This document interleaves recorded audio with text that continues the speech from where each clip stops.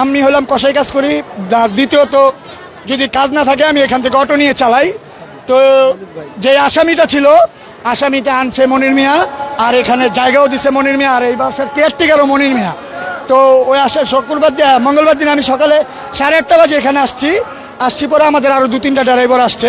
Garage খুলে নেয় আমরা কিভাবে গাড়ি বের করবো তার জন্য আমরা গল্প করতেছি।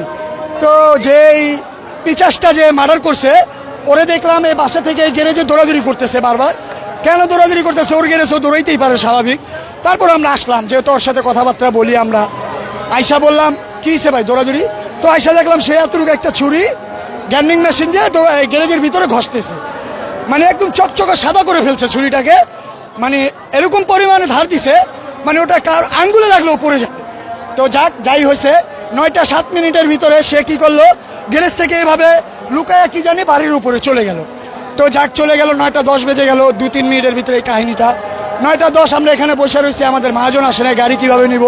তো আমরা বসে থাকতে থাকতে 15-10টা বাজে তখন যেই বাচ্চার মা খোঁজাখুঁজি করতেছে, আমাদের নিচে এসে জিজ্ঞেস করছে আপনার ভাস্তি কি এখানে গেছে?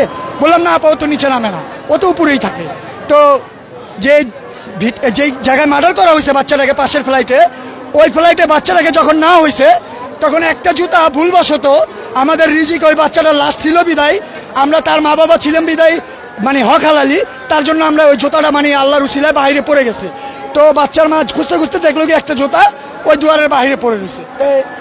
বাচ্চার মা ভাবলো পাশের ফ্লাইটে যেতেই পারে, স্কুলে যাবে না, তার জন্য বাহানা দিয়ে। তো ভাইয়া ও ফ্লাইটটার ভিতরে টোকাটুকি করছে, বাচ্চার মা প্রায় 20 মিনিট টোকাটুকি করার পরে কোনো সারা নাই, শব্দ নাই, ভিতর থেকে লাগানো।